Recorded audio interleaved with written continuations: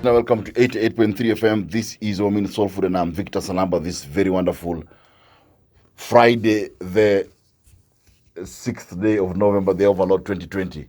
Dear listener, I'm glad to be on air with you this wonderful day, and I'm sure that wherever you are tuned into from across the world, you are grateful to God as I am for this wonderful day.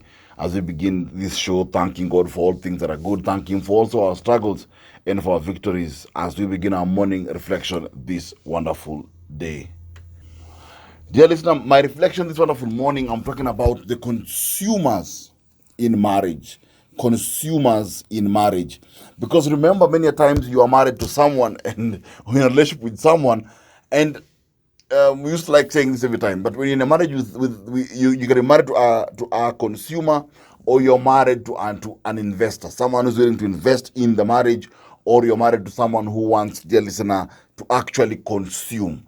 So today I'm actually talking about the consumers, and just look at it and think about: one, are you a consumer in your relationship? And number two, are you in a relationship with a consumer? Because it takes work to make marriage work, and it takes a lot of deliberate actions and deliberate decisions to make any kind of relationship to work. But most relationships either have an investor, as I've said, or have got a consumer. An investor is willing to work and invest in the marriage at all times, but a consumer is not willing to give the relationship anything at all, but they're there to take from the relationship. So I'm talking about consumers, and I want just to have this discussion with you today, and you can talk to me and Brahman as the show continues, to know: are you one? Are you in a relationship with a consumer? And as much as I might use the context of marriage, I'm most opening it up to any kind of relationship. Are you in a relationship with a consumer, or are you the consumer in that relationship? Because number one thing is this: a consumer, dear listener, they always hook you on the dream. They hook you on the dream. Consumers generally sell the best picture about who they are and about what they can do for you. Consumers will always send a picture about who they are and what they can do for you. That's very interesting, because you find that when you are getting in a relationship with a consumer, one, they know how to put their best foot forward, and two, they can talk about marriage, they can talk about relationships, they can say, this is what we'll do, this is how we live, I believe in investing, I believe in consultation, I believe in this, I believe that a family should remain the way it is, I don't believe family should be broken. They also even say, I don't want my children to grow up in a broken home. But the problem with the consumer is this: is that in reality they don't have the capacity to give you what they promised, and also to sustain what they promised. A consumer cannot. And many times when you're in a relationship with someone who promised you many great things and you've not seen them, then you are in a relationship with a consumer. Number two, consumers always forget their responsibilities and their roles. Yes, consumers have got SMS, short memory syndrome, because consumers will always pretend not to know what they need to do in their relationship. They always need a constant reminder and a thorough follow-up to ensure that the roles and responsibilities they have in the marriage have been followed through. They cannot fulfill a particular role willingly and deliberately. You have to continue reminding a consumer, you are supposed to do this. We are supposed to budget. You're supposed to go for shopping. You're supposed to do homework with the children. You're supposed to pick me up. You always remind a consumer every time what their role is and their responsibility. They'll always choose to forget. In fact, if you're married to a consumer, you must be willing to do the work of two people, because they'll never remember their responsibility. If it is a man, he'll always have selective amnesia in remembering what is supposed to be done. If it's a lady, also the same. Number three, dear listener, is this. Now, this is very typical of any consumer. Consumers look for alternatives when trouble comes. Consumers look for alternatives when trouble comes. A consumer in a relationship does not know how to solve a problem. They can't grind it out with you. Kakiumana, they can't sit with you and fight and say, let's find a way. Let's find a solution. No. Consumers believe in alternatives, because they are always thinking about, if a conflict comes, they think, what is the alternative? We will not confront what's my alternative. Do I go for an affair? Do I result in watching porn? Do I go and drink? Do I run out of the house? Do I buy? What is the alternative? Do I go back to my mother's house? They always look for an alternative that does not that will not expose them or give them the chance to actually fix. A consumer always has a way out. They'll always have an alternative. No matter how hard you push them, no matter how hard you try, they'll always have an alternative. And number 4, before I go on this break, they always blame the other person. They always blame the other person for their mistakes. Note this, for their mistakes. A consumer has no fault. A consumer believes that all the problems in their relationship have been caused by their partners or by other external factors, but not them.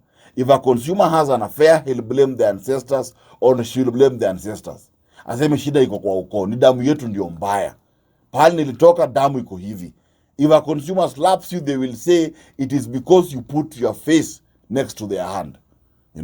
Consumers never ever have a particular time when they'll say, by the way, this is my fault. No. A consumer will blame everyone else. A consumer, the marriage will get a problem. They will say the problem is coronavirus. If it was not for corona, our marriage would be okay. No, the marriage had a problem before corona. But a consumer will never sit and say that this is my fault. No. If they fail to come on time, they will blame the traffic. If they fail to do something good for you, they'll blame you.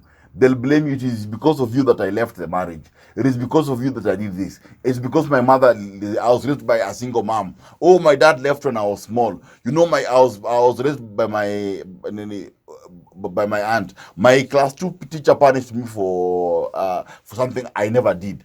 So you're 47 years old, but you're blaming the class 2 teacher.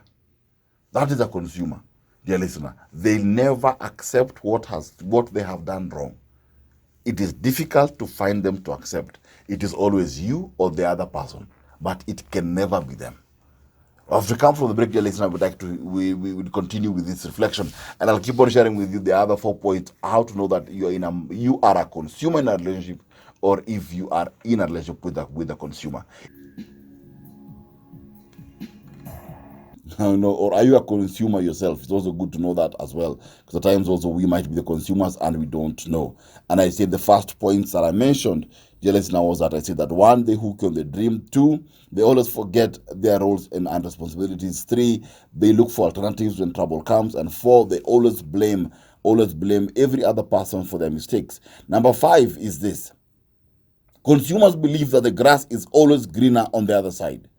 Consumers believe that the grass is always greener on the other side. Consumers never stop to imagine a better life without you in it. A consumer always thinks this way. But the problem in this relationship can be solved if at all I was married to a different person. If at all, if at all I could live like how my brother lives. My brother's husband, my brother's wife does this, or my sister's husband normally does this, or only if I was with so and so. Consumers have a mentality that the grass is always greener on the other side. A consumer is always looking for an illusional good or better person to be in a relationship with. And the funny thing is that they'll actually let you know it. Consumers don't actually believe that where they are is where they should be. A consumer is always looking around. A consumer is always shopping. That's why consumers will complain about their relationships, but they are busy flirting and talking to other people because they believe the grass is green on the other side. Number 6, consumers have solutions for other relationships but can't invest in their own. Consumers have solutions for other relationships on the planet, but they can't invest on their own. They're the guys, or people like to say that they are celebrated outside but tolerated in their families. Because consumers always know how to be available for other people. They always know how to be available for other people. They know how to be there for other people's lives. They know how to point fingers in other people's relationships. They can sit with you and tell you, unajua ndoa ya nani ilivunjika kwa sababu ya 1, 2, 3. They can always give you a reason why another relationship is failing. But ask them to sit and plan in their own relationships. They have no time. They actually cannot invest in their own. After you do what they can't. But they can be there when maybe a relative has a problem with their marriage. They're the first ones to drive up country to sit like one of the council of elders. They're the first ones who know where the counselors are found. They're the ones who know. They're the ones who always say, me, in fact, they're the ones who give advice. They're the ones who, I'm sorry to say this, but in some quarters, they're the ones who are also, the leaders, in these various groups that intervene for families. And there are many times that those leaders. What I'm the secretary of this group, we normally do seminars for marriage, all these things, but ask them about their own. I've had cases in my office where someone will tell me, I have this problem, but my spouse, you not believe it, my spouse is the one who is in charge of marriages at our local church. You'll hear someone saying that, my spouse is the one responsible for this. They're the ones who mentor others. But dear listener, in truth, is that in their own relationships, they don't have the time for it. That's a consumer. Number 7, a consumer will never encourage you to grow. Now, encourage here, I mean this. They will do everything they can to ensure you don't grow. Starting with putting you down, killing your dreams. They'll always take from you. They'll ensure that you take loans to sustain their lives and their false dreams. They will drain your payslip. They will drain you emotionally, physically, psychologically. You'll want to start a business or have an idea, they will kill your idea. Consumers don't encourage you to grow. They're always taking from you. So you'll find you've invested 10 years of your marriage giving to a consumer. I know people who are in heavy debts because they took loans for consumer spouses and nothing came out of it. I know people who sacrificed their education for a consumer spouse and you never grew. Consumer spouses always ensure that they'll never encourage you to grow. All their actions will be geared towards tying you down. I've heard people saying, I never had a debt until I met this person. Consumers take from you. You'll find that you're investing so much in them and the relationship, and it becomes an enemy to your own growth. They will never speak well of you. They won't encourage or motivate you, but they'll expect you to sacrifice every single thing for them. That is a consumer. And number 8, this is the most frustrating thing about a consumer, but the most common sign, they always compare you. Yes, a consumer will always compare you. Consumers know how to make comparisons.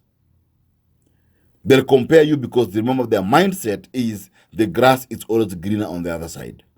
So in their relationship, they'll compare you to their mother, to their father, to their sister, to their cousin, to their in-laws. They'll always compare you. And I've had very funny cases of even people comparing each other, in front of children, comparing each other in front of guests. I also know couples where you hear someone comparing the spouse, when they are being sexually intimate, comparing their spouse at that time, saying my ex-boyfriend or my ex-girlfriend at that particular instant. And they always compare you. And in the comparison, they kill your self-esteem. Because they'll tell you, Nani's wife is very aggressive. She knows how to invest. I'm ukachukua loan. You're in debt because of an investment you invested into oxygen, and you bought oxygen and you've never seen what it did. But they'll tell you that. They'll compare you to their mother. Say, my mom used to do this at home. Why can't you do this here? They'll compare you to their father. My dad did this. My father was always there. A consumer will always compare you to the next person because remember, a consumer has the mindset of the grass is always greener. Marriage, dear listener, is not for consumers. Marriage requires individuals who are willing to invest, to cultivate, and to grow together. You cannot be a consumer in a relationship, and it's difficult to be in a relationship with one.